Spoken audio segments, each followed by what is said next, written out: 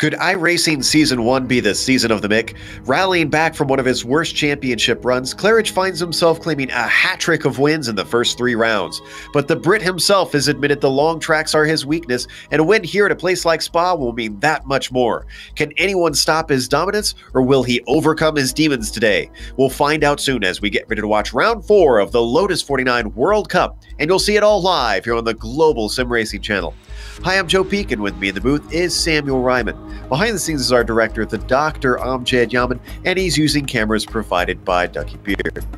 Sam, Spa, much like the 49, is considered a classic in racing circles. Tell us why this place is still so revered nearly a century on. Well, almost a century back in time, Joe. Maybe it would have stood out as just a normal racetrack in the grand scheme of things against the likes of an Nürburgring and other tracks like that. The thing that makes Spa really stand out against other Grand Prix tracks nowadays is it hasn't changed a heck of a lot. Sure, it's been shortened, safe-ened, made FIA compliant, but still has features that those tracks back in the day used to have that a lot of the tracks have lost now, such as dangerous turns with their own unique characteristics, long straights, and great passing opportunities. Almost pretty much every single turn on this track is an overtaking opportunity. It will be interesting watching 20 cars race around this 4.35 mile, 7 kilometer circuit today. 19 turns, 19 opportunities to take a pass. Let's have a look at them with our GSRC lap car.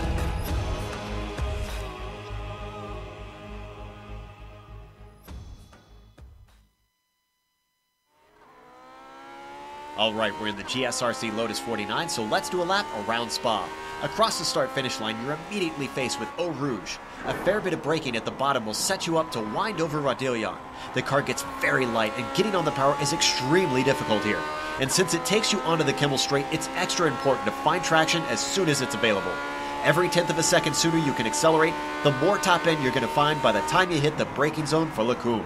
And this chicane will be very popular for overtakes. The downside will be it's easy to come in way too hot, and it won't be uncommon to see drivers cut across the grass to Malmedy.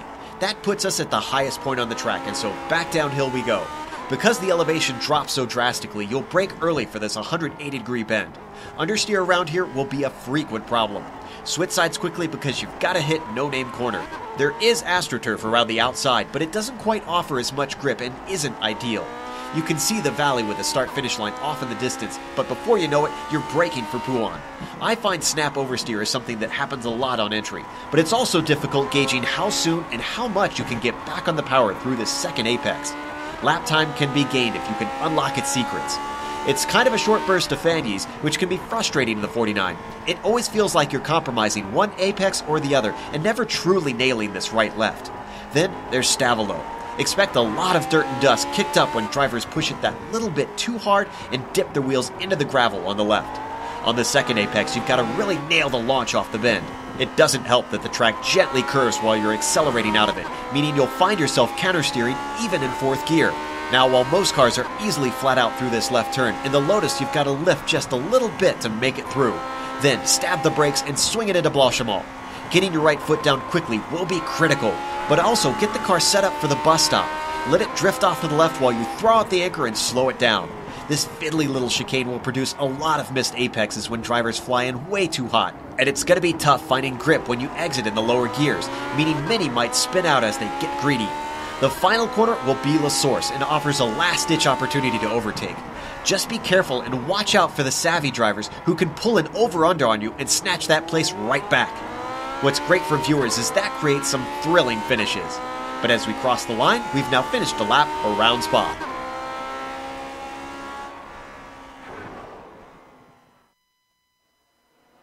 Well, and that should give you an idea of a lap around this place. Hopefully, It's a little bit warmer virtually. It sounds like the chill of Spa has gotten to poor Sam's voice, but we'll deal with it for today. Let's take a look at the points, though, while we watch qualifying here. Championship so far is pretty straightforward. Mick Claridge at 30 points, having 3 wins in his pockets out of 3 races. Joni Kajanen is doing his best to give him a run for things. He's 14 points back. Enzo Canta, the newcomer, however, certainly has proved an interesting challenge for the rest of the drivers. He's only 2 points behind our second-place driver, Kajanen. He could yet topple him if he has a good race today. Billy Bob Bright, unfortunately, gets shuffled down because of that, and then we have 2 drivers tied for 5th. Now, of course, Sam, there's also the Nations Championship, which is effectively like a team's championship here. Yeah, and you see my nation up on top right there, the United Kingdom leading by 6 points over the United States and 8 points over Finland, but with 10 wins apiece up for grabs in every single race. That could easily be switched around in just a few moments' time. Italy and France also still hanging in there after just the opening 3 rounds of the season. So, with that, let's take a look at how qualifying is going, which unfortunately there's not a lot to report right now because the lap is just so long. Even though the drivers have been out there almost essentially since we started our lap guide, nobody has crossed the line for their first time lap yet. Enzo Canta from Italy, we've been watching him this season. He's come over from the Skippies since, Sam, I don't know if you've been following closely, but this year the Lotus 49 group has been doing something special. They've exactly copied the Skippy schedule, an official iRacing schedule. So they're all racing the exact same tracks and encouraging one another to take part in each championship. And they're actually doing a combined championship, combining the official points to try to figure out who is the best at both cars. So certainly going to be a unique one with both communities coming together like this. It is, especially considering the cars are so different. You know, the Skippy doesn't exactly have a lot of downforce in itself, but much easier to control, I would say, at a track, well, at pretty much any track they would go to. So it will be interesting to see how that affects the track choice, how that affected the track choice this season, and also if they continue doing this in the upcoming iRacing seasons, how that will affect the schedules. But I don't think anyone will ever complain about seeing open wheel cars race around at Spa, even though, as you mentioned, these drivers only just getting their first time laps in.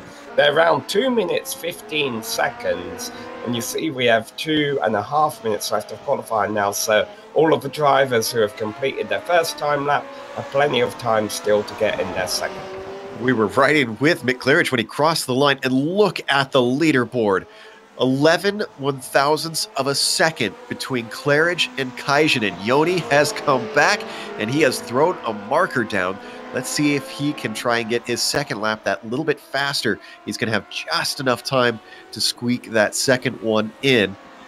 Now, as I look through the order, and I'm not seeing Enzo Canta. Oh, there he is, actually. He is here today. However, not the greatest of qualifying on his first lap, all the way down in 6th, and in fact, a whole 1 second behind our leaders. This might be his weakness here, the Italian. I can't recall if he was the driver we were running on board at the tail end of last lap who kind of got crossed up in the chicane, but all you need is one mistake around here that cost you quite a bit of time. And you can see that on the leaderboard. The fact that we only have about a second span in the top 10 is very impressive for a 20-car single split, considering the fact that, you know, at these longer tracks in cars that are harder to drive, normally that's when you see a greater spread between the field in lap times. And typically at a track like Spa, that is pretty normal to have cars be very far apart in times, as you said. As we watch Randy Ho from Canada come through, there's Kajanen.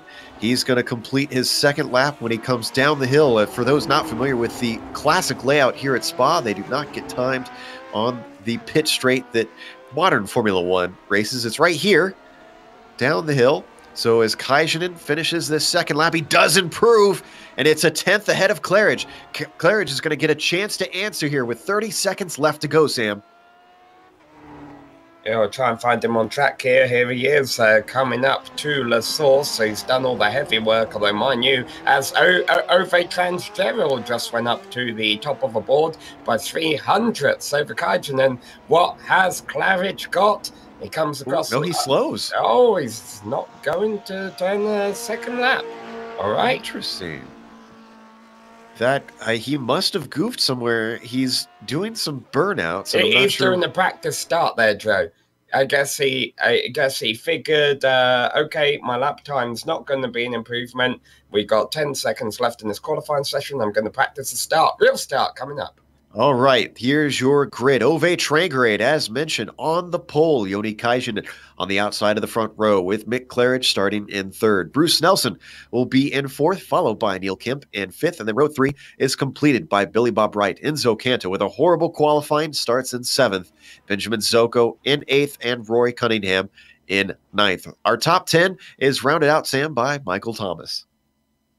And then the bottom half of the field runs 11th to 20th. That's Tommy Michael Onhola, ahead of Philip Spencer, Luke Whidden, Richard Morin, Hideki Corvisto all the way back in 15th, Joachim Bruckner and Randy McHugh, the last driver to turn the time, Michael Sullivan, Gary Anderson and Don Good round out the field. Ove did not expect to get pole, it seems, in the chat.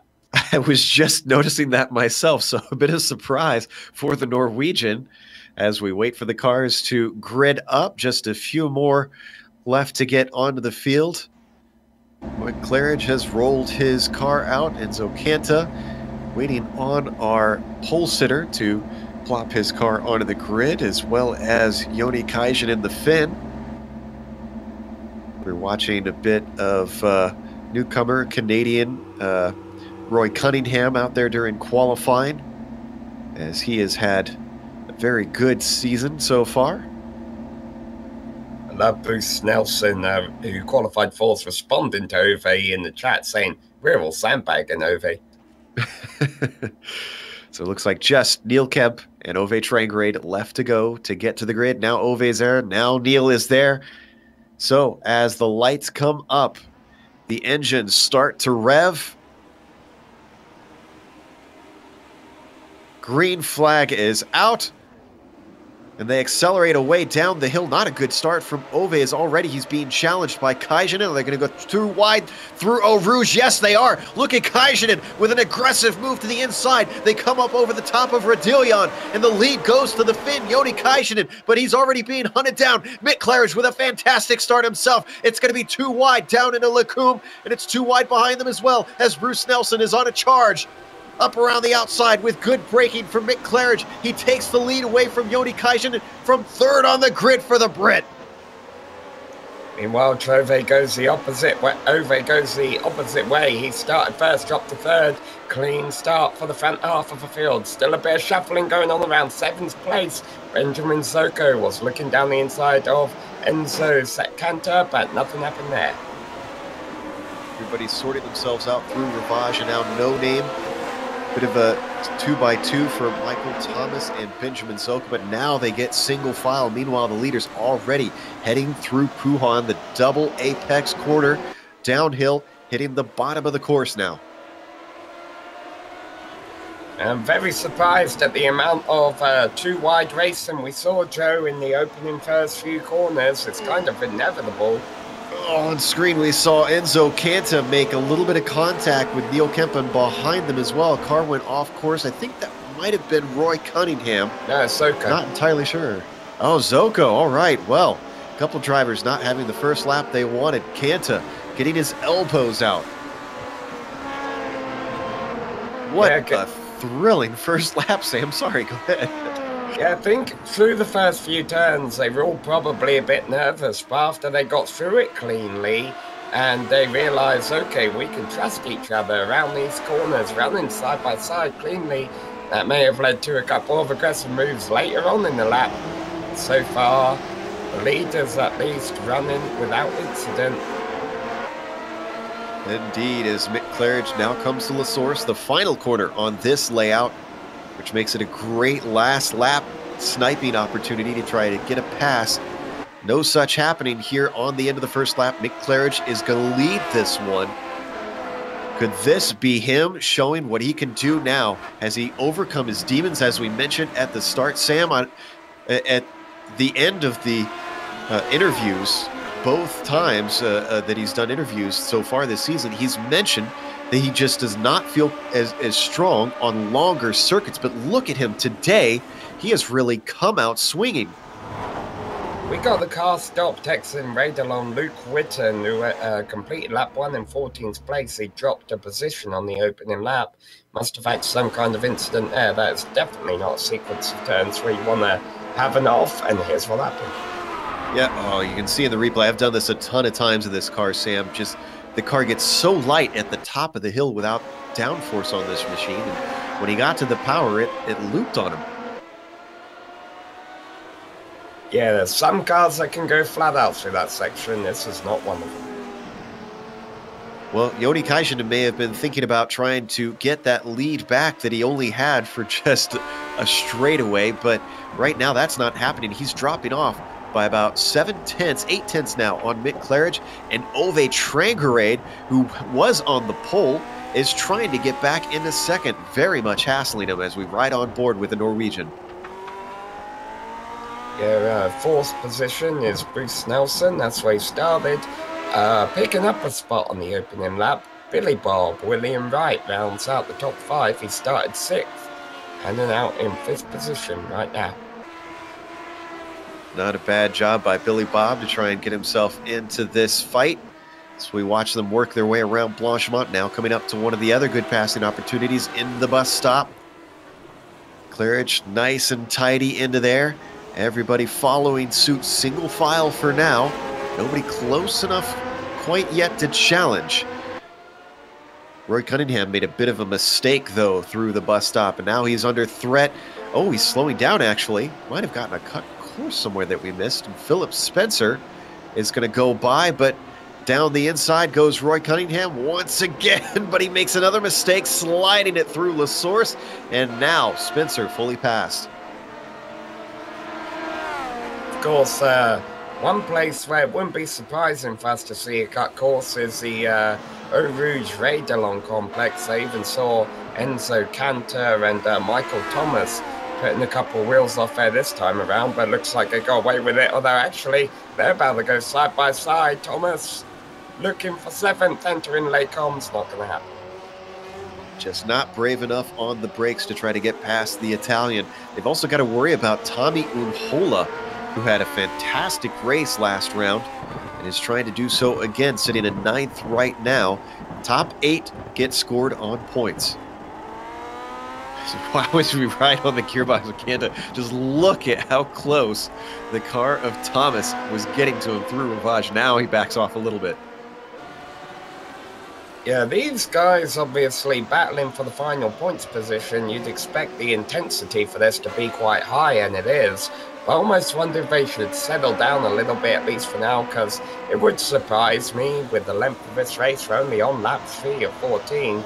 If the top 5 continue to have an incident-free race, I wonder if these guys can just hang out here a little bit, maybe let the race come to them, solidify the fact that they all get a points position, and then maybe in the last few laps they could fight for the extra 1 or 2 points. But of course, race drivers do not think like me. They want to get as many points as they can from the drop of a green flag.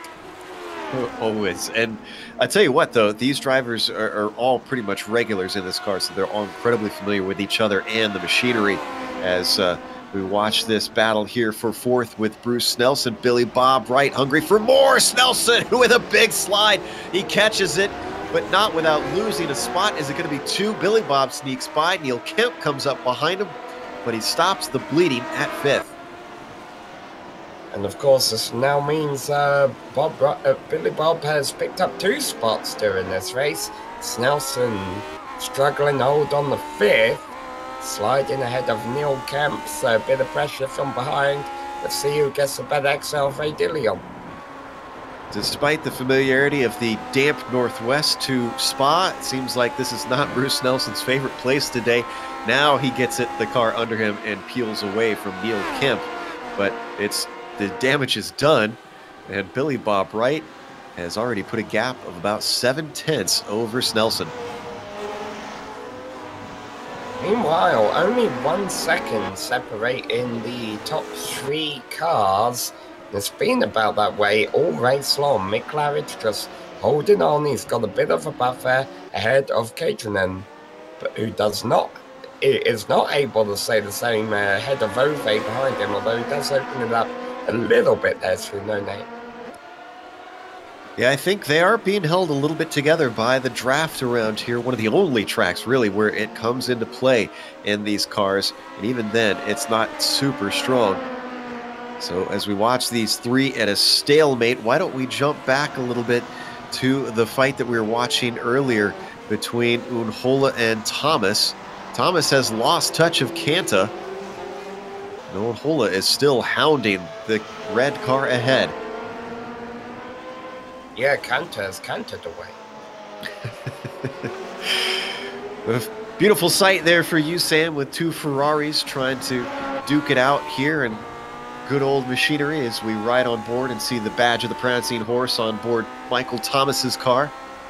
Ooh, look at a great run there from Tommy Unhola, but there's nowhere to go going into Blanchimont. He dutifully stays behind. Is he going to set him up for a pass into the bus stop? A bit of blinking from Michael Thomas, though. It's going to make it a lot harder to try to make the pass, Sam. Yeah, and I wouldn't be so... Oh, trouble. And Enzo Kanta, unfortunately, looking a little bit more like spaghetti as the car goes around. Let's look at the replay here, Sam. Well, the good news is it doesn't look like a horse broke its leg and it's able to keep on racing. The bad news after this moment here is he has a pack of 3, I was going to say horses, but no, Lotus 49's right behind him. Philip Spencer, Roy Cunningham, and Benjamin Soko right on his gearbox. This has not been Kanta's day. He has fallen all the way back to 9th. He started this race in 7th. Here's Unhola. Making a move down to the inside. Oh, almost coming together. Wow, was that brave from Thomas to really go deep on the binders. Well, you say Enzo Ferrari would like to see 2 of these cars racing together. Probably want to see them crashing together for 7th place. Certainly not. Thomas is fighting fiercely for the points that he could get today, sitting in 7th, as you mentioned. And Unhola, the Finn, really is going to have to give it everything to pry it away from the Frenchman.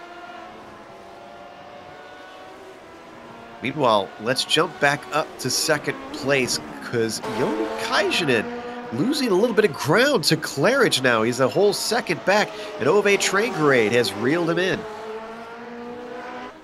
Yeah, and the problem here is that I don't really think these guys in 2nd and 3rd can work together. As a matter of fact, Traingrade kind of backs out there, doesn't attempt to... Oh, by the way, trouble for Roy Cunningham. He just lost a couple of positions. Yeah, I was going to say, our director was wanting to go to that when I was looking at that battle for 2nd, and Cunningham got booted off the course by Philip Spencer. Let's pull up the replay here. This is going into the first apex of Stavolo, I believe. Spencer just putting a shovel on that nose, and look at that.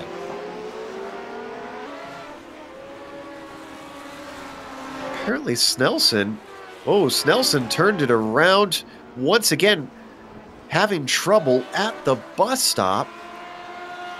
This time at the 2nd part of the corner, just a little bit too much on the power. You're going to see here on the replay, the number 5. Once he comes around that left-hander, the rear of the car wants to keep doing its thing. And do we have something with Enzo now? It looks like Enzo got in the wall trying to avoid Snelson, and he has had to take a total pits from that. And actually, we need to stay on it after the incident with Snelson. Watch here as we look at it from above on the blimp. Something else happens. Yeah, there's the incident. But now watch this. As he comes to La Source, he doesn't realize the extent of the damage. No, we'll want to go back to Kanta here because he has a whopper of a spin. Oh, looks like we may have missed it. Let's check it out one more time. I think the wheels actually get a bit into the grass, and that's what kicks it off here. Oh, wow, yeah, it goes up on 2 wheels there. Enzo is not too pleased with Bruce. I guess Bruce was trying to get back on the track as he was going by. That's kind of what led to that contact. But the other really unfortunate thing... Oh, and the spin for Kajanen into the wall hard from 2nd place. The Finn tries to take off, but looks like he's going to have to wait patiently, and now he's taking a toe. The damage is too much. Look at this on the replay. Coming into Stavilo. Is this on the first apex here? The nose dips. Oh, yeah, it is. That Koff car clatters into the barrier, and that is his day over. Wow. Remember a little while ago I said I don't think Michael Thomas and Hola should be battling too hard considering they'll probably get some points in the long run. They are now battling for 5th place. Indeed, and Unhola finally gets by him with a move through the bus stop, but he goes wide coming through La Source and all kinds of blinking. Unfortunately for Michael Thomas, is going to make this very hairy if they go side by side through Eau Rouge. Thomas thinks better of it. Unhola finally claims the place. The unfortunate news for us for the second half of this race is all of those incidents that we've seen over the last couple of laps have taken place by drivers who were in pretty intense battles, and that's kind of broken up the drivers who are running in the points right now. Claridge, Trandre, and Billy Bob, your current podium. As we go to the battle for 8th, as Zoko trying to come back. He's challenging the wild goose, Roy Cunningham. And Cunningham actually has eyes in front of him on Philip Spencer as well, so could be a 3-car battle. And it's interesting that you mentioned, Sam, that all the incidents... Whoa, big slide through Ravage for the wild man. But he comes back from it and somehow holds off Benjamin Zoko. My goodness. Yeah, well, when these 3 really closed up together, when we saw that spin from Cantarelli and he rejoined the circuit in front of him, then these 3 started battling, Cunningham and Zoko at the moment, and they might have another one here if they're not too careful. But as those 2 were kind of worried about each other, Philip Spencer got by them both, and these 2 still going at it, Hammer and Toms. Spencer is the one who this is really benefiting. Oh man, aggressive moves from Zoko, trying everything to get to the inside of Cunningham every single time. Cunningham giving that just enough space, but not enough for Zoko to carry his momentum, and that is holding the Aussie club driver back, still in 9th. But the point that I was going to make earlier is interesting. Oh, and I don't think I'm going to get to make it because here, look at Zoko with another run, looking to the inside, down to the bus stop, and this time he decides to hold back through the chicane, weaving through. But Sam, you mentioned that all the drivers that were battling were the ones that had problems, and you were saying earlier that they had to cool down or something was going to happen. Well, prophecy came true. Yeah, newsflash, we're only halfway through the race. These guys still have to be careful, even though they're broken up now. That could cause some drivers to become complacent, and you do not want to be complacent driving in a car like these, because we already have 4 retirements, 3 of which we've mentioned, Kajanen, Cantor, and Witten. Richard Morin, it actually looks like, joined those guys. He started in 14th place, was running around the midfield, but he actually had a connection issue. Here we go again. Zoko not close enough to actually get the inside line down into Lacombe away from Cunningham. However, you mentioned the cars that have DNF'd. Gary Anderson is the last car on track right now, and he is sitting 15th. That means with 20 starters, we've lost a quarter of the field. Yeah, another dive to the inside. Sorry, Zoko having another go into No Name, and yet again, it does not go off. I'm sorry, Sam. Yeah, as a matter of fact, one of those drivers you talk about running into trouble, Joachim Bruckner, has pulled into the pits very recently, so I think he had an incident not too long ago. Adds to our tally of drivers running into difficulty in the middle portion of this race.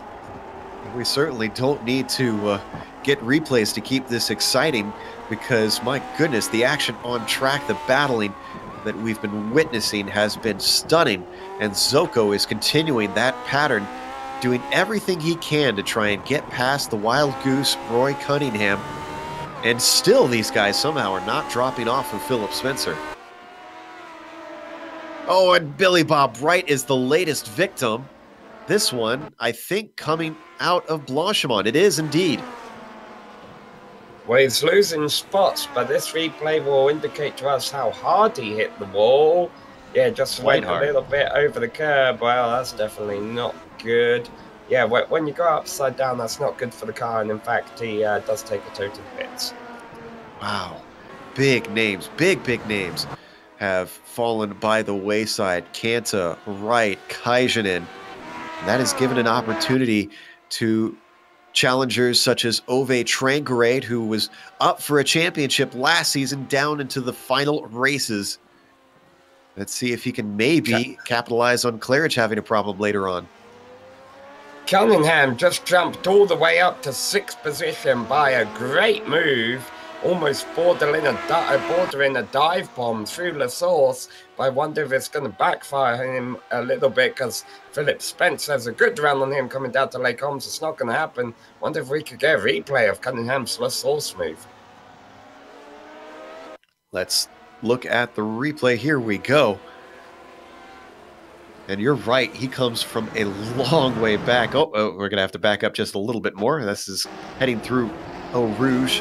That's the number 7 of Philip Spencer in the red machine. You're going to see not a bad exit out of the bus stop, but somehow just something on the binders there for the car of Roy Cunningham worked out a lot better down into the corner. He saw it coming, took to the inside, and the number 13 claims himself 6th.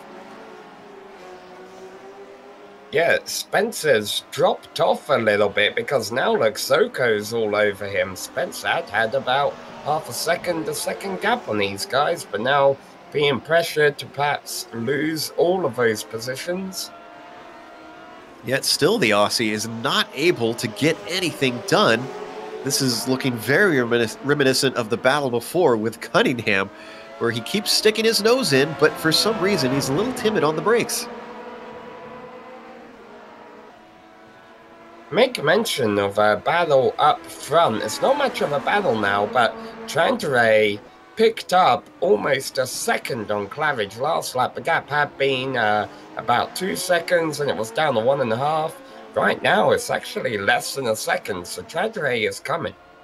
We missed another pass in the meantime, and it sounds like a mistake from Unhola. I think we got the replay queued up.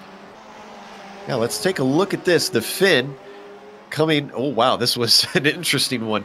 You're going to see coming into Stavelo, him dip a wheel into the dirt. Both cars, Thomas as well, are going to lose control trying to hold on to it, but it's Thomas who recovers first. Wonder if these drivers do rallycross racing. They're going to want to after this. This is looking a little more reminiscent of that, between the contact and the cars sliding all over.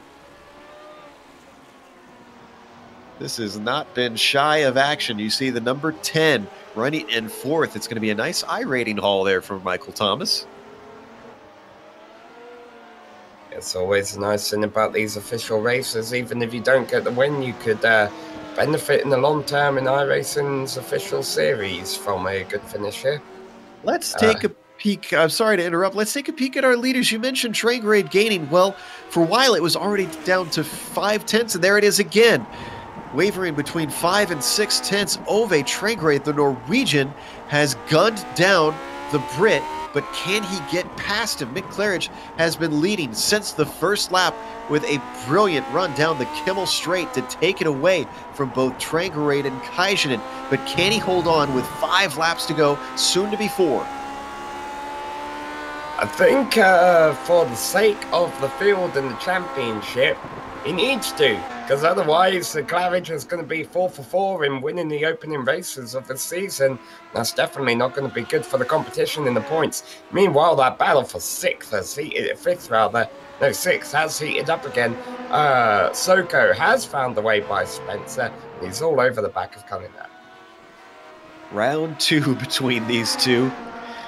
The Aussie and the wild Canadian Goose going at it again. Look how close he is. Coming through Blanchimont. He backs off a little bit, though. Bad run, and that's going to deny him a chance to make a pass down into the bus stop, unfortunately. With 4 laps left to go, there's still about another 10 minutes of racing. I'm sure this isn't over. I have no doubt it's going to reignite as we watch them work their way towards La Source.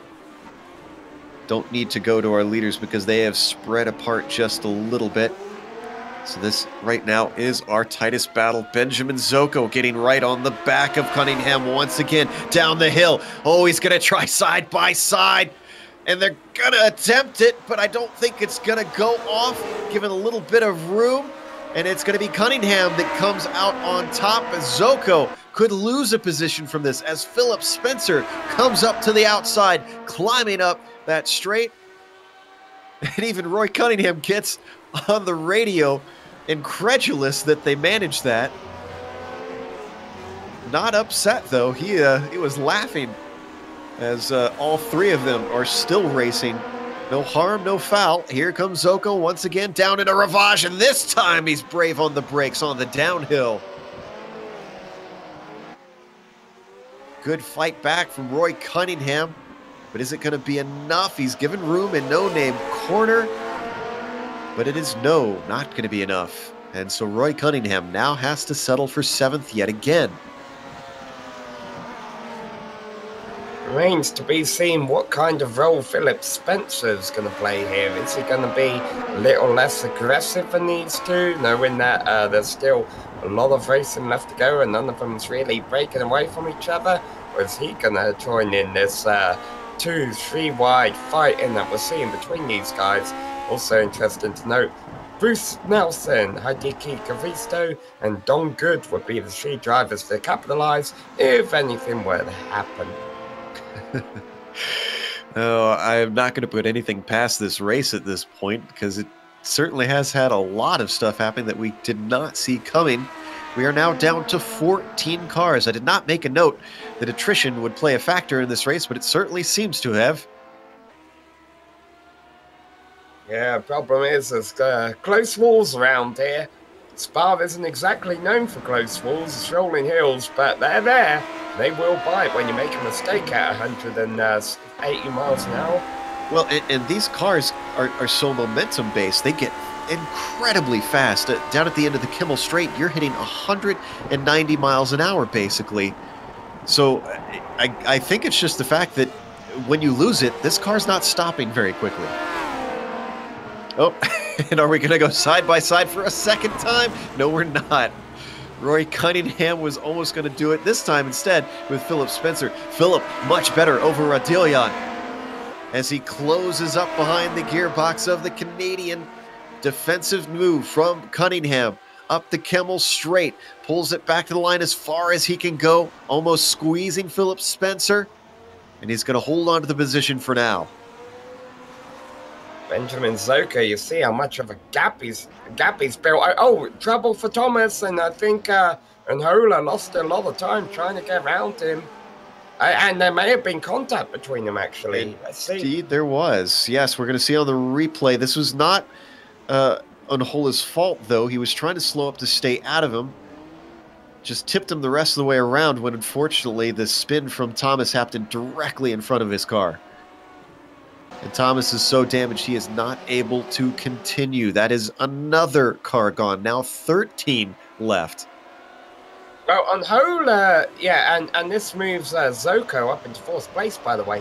Anhola took a couple of turns to try and find his bearings again. He was trying to make sure he could still drive the car, and it looks like he's back up to speed now. But he has lost that position to Zoko, who moves up to 4th. Anhola back to 5th. So that battle between Cunningham and Spencer, which takes a bit of a breather right now, is now for 6th. Meanwhile, I don't think we may mention that Neil Kemp is actually running in the podium position right now. Yeah, what a race he's having started in 5th. Everybody else around him falling away, although he's 12 seconds behind. But we're watching the battle for the lead, if that's what you're about to mention there, Sam. Yeah, I'm going to say Kemp could very well be racing for the lead if this gets too aggressive. Trantere does a good run here as they go down the straight. Looking to deny Claridge yet again at the track that he thinks is his weakness. He's up around the outside. He's got a nose ahead this time. He started on the pole. He's trying to reclaim it. He's got the inside of the second part of Lecombe, but the momentum goes back to Claridge, and he's denied.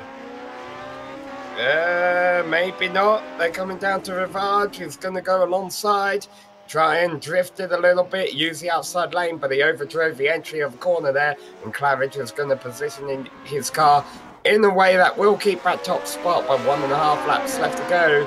Ove loses a bit of momentum there, but he's definitely still within striking range. 2 laps to go. Whoa, it's a big slide from Ove Trangarade, and he catches it and doesn't lose any time in the process. Oh my goodness. So 2 laps to go in the 4th round of the Lotus 49 World Cup. If you're just joining us, this is a battle for the lead. And Ove Trangarade started this race where Mick Claridge is now, and he wants it back desperately.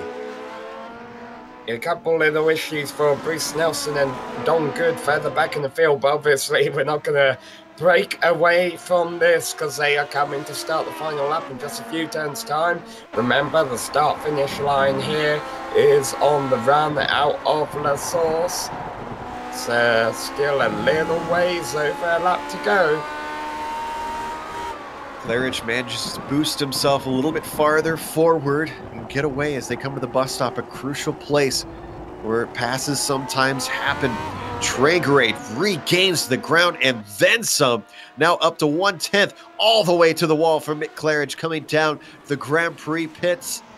He stays defensive, but he misses the apex. Coming around La Source, here comes Ove Trangarade in a game of chicken coming down to Eau Rouge. Are we going to go side by side for the lead through this uphill? They get so close coming down into there, and Mick Claridge comes out on top at first, but they got to go over the top of the hill. Can he get the run? Ove Trangarade holds on. He's going to be within the slipstream. There is only 2/10 between them still. He's starting to close in. Is it going to be enough? They're coming up to Lecombes. He could yet outbrake him. Mick Claridge stays defensive down to the inside line, and they're about dead even on the brakes into the corner, Sam. So Claridge has it right now. Boy, watching these black and white cars, it's like a game of chess, isn't it? Who's going to play their strategy move? When and where? How much risk are they going to take? Well, black has the lead right now, but white is trying to make some aggressive moves. But we're approaching the end game, and he's running out of times to get his queen up there. And all this excitement, I didn't have time to mention, it is the white flag, the final lap. It is all or nothing now for Ove Trangarade. How aggressive is he going to be? Is he thinking points on the championship, or is he thinking win? He's right back up under the gearbox of the Brit. They come down to Fanyes now. The right, left, closing in. Oh, he's pushing hard, trying to struggle to keep the car straight forward. Still doesn't lose time, but the Norwegian is giving it everything. And still he's not falling off the back of Mick Claridge, who is looking as cool as ever. Big slide. That one does cost him. Does Ove Trangarade as they come out of Stavelot now. He's got to pull up behind him. He needs a great run through Blanchimont, Sam. I think Claridge knew that the worst thing he could do was overdrive those turns and open the door for him, so he was on the brakes a little bit earlier, and I wonder if that was throwing Trantere off. That's why you saw those big slides. There's 2 overtaking opportunities left to go to chicane.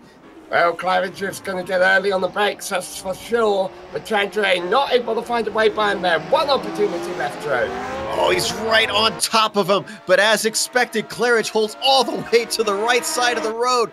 He's going to force him to go the long way around. It's the final corner for the lead. Ove Trangarade is deep on the brakes. Can he get the run off the corner? He's trying desperately. He's right there. It's going to be a drag race to the line. Is it enough? Mick Claridge is just barely ahead as they come to it, and Mick Claridge takes it.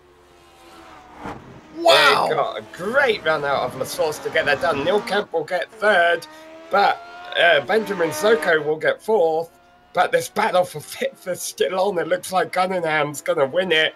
And Hola pulls away from Philip Spencer for sixth in the final turn.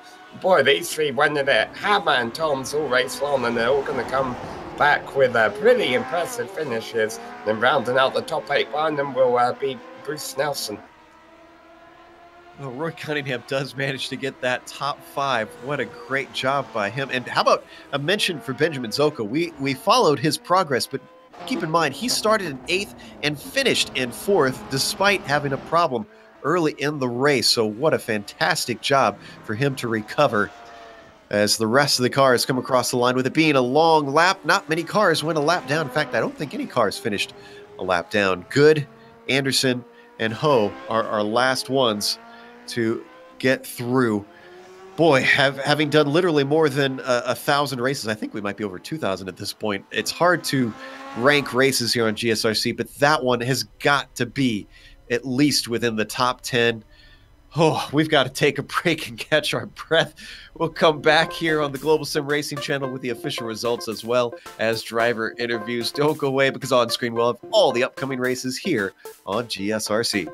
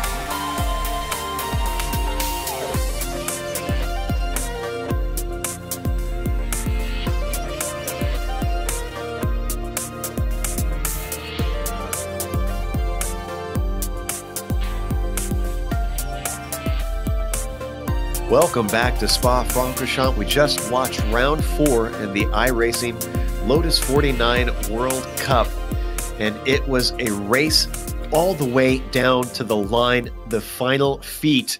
We didn't even know who was going to get it, but it wound up being Mick Claridge on his 4th win of the season, 4 for 4. How is that for coming back and proving that you can do something after a bad season? Ove Trangarade does get second. He was 6/100ths behind at the line. That's how close it was, like half a car length, I think, if I remember right.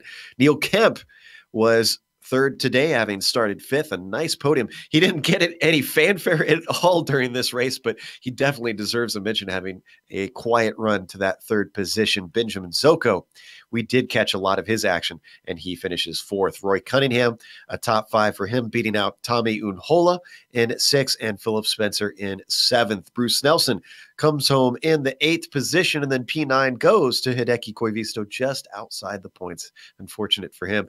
Don Good, great race today. Started 20th. He finishes in the top 10.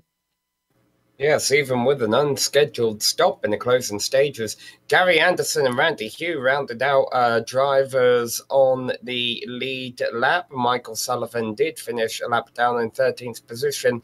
Then we ran into drivers who ran into trouble. Michael Thomas, Billy Bob, who was running in a pretty good podium position until we made an error. Joachim Bruckner, Hone Kajunen, who likewise was having a great race up front until he ran into trouble. Richard Morin lost the connection early. Enzo Cantor made a mistake and then got called out by another driver who had made a mistake. And then Luke Whittam was our first retirement from the race on lap number 2. And with that, our winner just popped into the ready for interview. So why don't we pull him over and talk to him about that race? Mick, first of all, want to make sure that you got a copy, but boy, that was an intense one. We heard just a bit of you. Can you speak again? How about now? I mean, very, very quiet. How about now? Still a little bit quiet, but we'll just boost you up. I tell you what, it looked like you had just a phenomenal move, and you talked previously about having trouble at these long tracks, and like it seemed like you overcame your demons and were leading most of the race after that charge at the start. What happened at the end that you got run down by Ove? Well, first of all, I have to thank Michelle again. I don't know what happened to him. He was supposed to be in that race, and he was in pre-race practice, and he obviously didn't show for the race for whatever reason. I was using his set because a few reasons, but I've been nowhere this week. So yeah, I wasn't really surprised in qualifying when I didn't get pole that race, and then I thought, okay, well, my best chance is to see if these guys go too wide at the start and see if I can get a run on them, and that's exactly what happened. So that's how I got in front, and was just trying to fight the set basically, and just run out of front grip. I think Michelle trail breaks that set a lot of the time around this track, and I can't do that around here. Then that's how Hoover caught up with me. Yes, it was just no front grip. I was under 90% tyre wear on the fronts at the end of that, and that's unheard of in this car. Wow, yeah, that I don't think I've ever seen that at the end of a race. Sam noted that you were braking a little bit early towards the end. Was that due to the understeer that you were getting? Yeah, that's all it was. I just had no grip whatsoever on the front. Well, you've finally taken a win at one of the longer tracks, and I keep asking you if they mean anything. Is this one the most special so far? It's the most special win, but I want to beat Michelle at this place, you know, and it's something that I don't think will ever happen. I mean, if he had been here today, you would have seen a good 15-second gap between me and him at the end there. Well, it's always hard to tell what would have happened and predicting those things. But what did happen today is you came away with P1 and you gave us a thriller. Go back and watch this one because you had us out of our seats. Congratulations, sir. Yeah, thanks, Joe. I'll just point out at the end there, I missed a shift on just after the last bend there. That's how Uber got up next to me.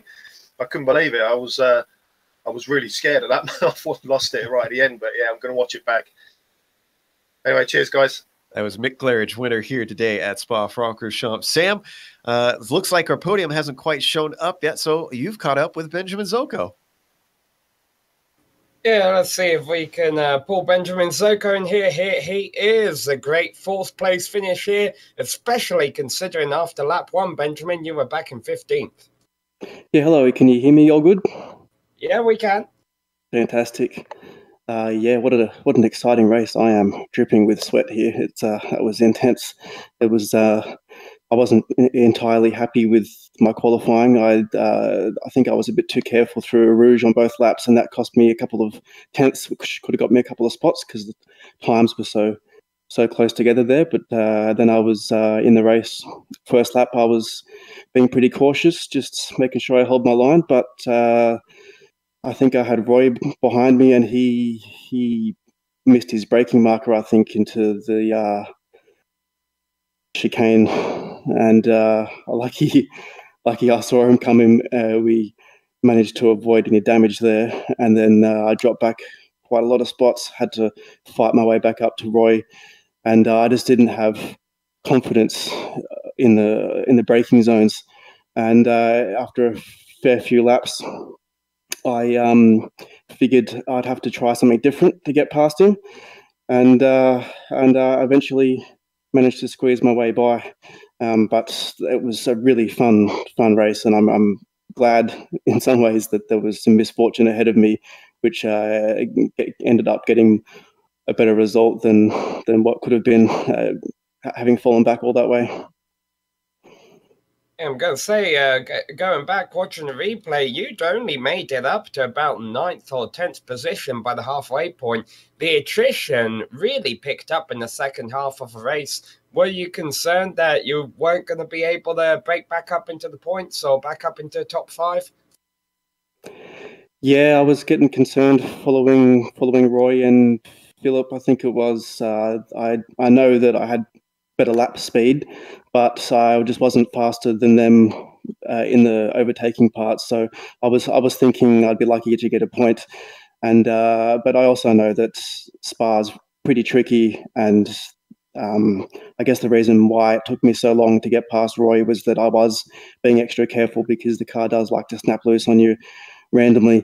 So it's best to just play it safe. But overall, I had a really fun race coming back through the field and battling with Roy. It was good fun.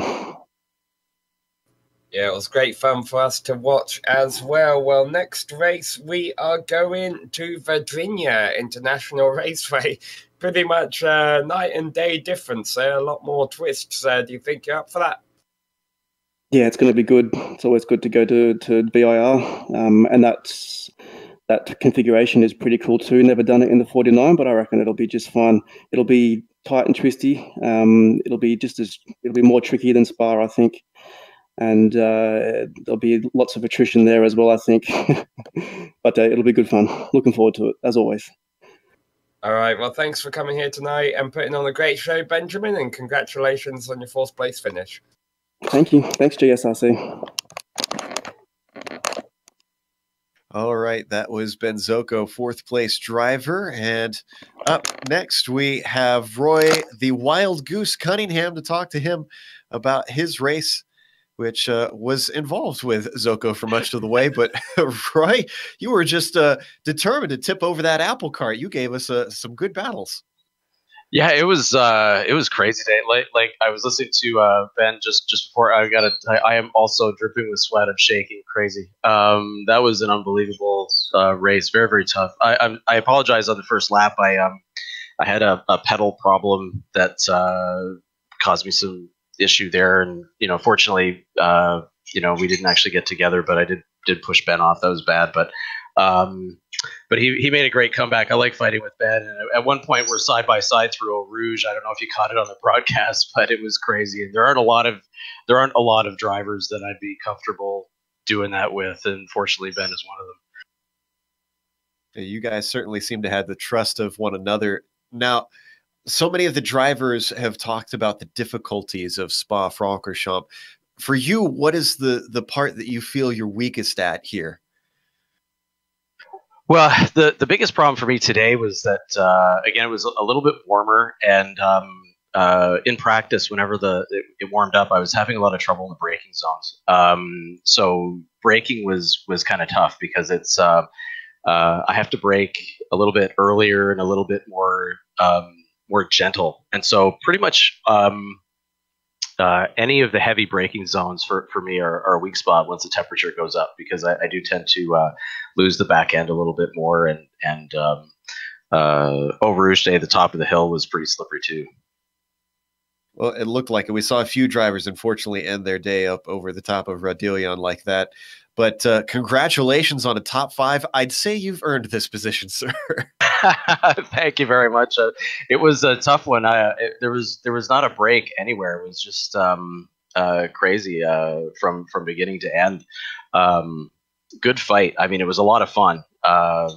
Fighting with Ben and with Philip, and then I guess like Tommy had some kind of problem, and I guess it coming together with somebody. I didn't see it myself because it was too far in front, but I did see like there was somebody off, and then Tommy let me by because I guess he was having some car trouble. So really really good racing today. I guess it was really tight up front too, so that was cool. Yeah, we did get some time to get your battle in, but we had to definitely cut away for the fight for the lead at the end. Again, congratulations, and hope to see you next week. You will definitely see me next week. Thank you very much, sir. That was Roy Cunningham, who finished 5th today, and he mentioned Tommy Unhola, who finished just behind him in 6th. We have a quick chat with him as Sam is going to talk to the Finn. Yeah, Tommy, you were involved in all of that battling all race long. I suppose you race drivers, you all know each other quite well. It never occurs to you like, man, maybe I should just take these points. You guys were going for every opportunity you could get. It was great to watch. Yeah, it's great fun in this series. You can trust pretty much everyone and take every opportunity to go side by side, and it doesn't really matter on what corner, like air routes or something, so you can just try it and be careful. Are you satisfied with your 6th place finish at the end there? That's pretty good considering you started 11th. Yeah, it is. I actually didn't expect to finish this race at all. Spa is my favorite track, so I just wanted to start it. But I actually visited the doctor yesterday, and it happened that I have ripped muscle in my shoulder, so it's not fun to drive with my shifter hand, and so only driving forwards doesn't hurt, but turning and shifting and that's absolute horror. So at least the good news is you have a lot of straights around here, I guess, where you could rest a little bit. But man, 6th place, definitely kudos on that, driving through an injury. Hopefully you'll heal up a little bit next week by the time we go to VIR. I don't think that track will be as kind to a muscle injury. Yeah, I hope so. And I didn't need so much practice now, as this is my favorite track zone. But I have not raced that. How do you pronounce that? Virv, I will say, but I have not raced next week's tracks. So it's gonna be a bit harder. I actually thought that I was racing with Roy still, and I tapped a little bit, but I think it was Michael, and lost a couple of places. I just stopped to give place back, and Benjamin went through, and someone else. Or it was just Benjamin and Roy, as I think it was him, so. But yeah, I'm gonna look more videos and probably telemetry, as we are sharing that too with groups, so gonna learn more that way. And I was driving more with left hand now anyway, so I actually lost feeling on my fingers on lap 8 or something, and Ohone was really hard on later laps, so try to drive with one hand. It's definitely impressive that finish, driving one-handed out there for Tommy Unhola. Well, like we say, Tommy, we'll let you go and rest, and hopefully you'll feel a lot better next week. Congratulations again on not only the 6th place finish, but just a great race out there today. Yeah, thank you guys. Thank you. It was really fun, and thank you for a broadcast. That was Tommy Unhola, who finished 6th today. We weren't even aware that he was dealing with an injury, and that just makes it all of the more impressive. As Sam keeps saying, we can't stress that enough. It is a lot harder than people think, even though it's only sim racing. However, this is a chance to let everybody get a rest. Of course, all the drivers need to go and rest injuries or just maybe take a shower or something, and poor Sam needs to rest his voice. But we want to thank Jack Ulstead and Benjamin Zoko for helping bring this broadcast to air for another season. And also thanks to the companies that provide the software and hardware for our broadcast listed here on your screen. Additional thanks to Eric Ekholm and Casey Lalonde, who provide our wonderful music. See the screen for how to get a hold of more of their great work. Thanks to the team today, Sam, Amjad, and Dougie. If you missed Sean, he'll be back next week. Don't worry. If you'd like to find out more about GSRC, including upcoming races, you can find it at globalsimracingchannel.com, or you can check out our social media. We're on Twitter at GSR Channel or Facebook at Global Sim Racing Channel. Definitely interact with us on social media. We loved talking to our fans.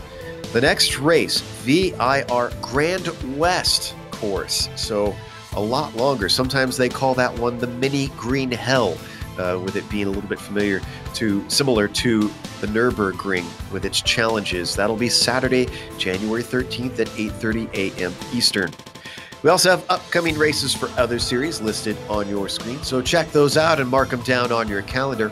However, until next time, race clean, race hard, and we'll see you on the track.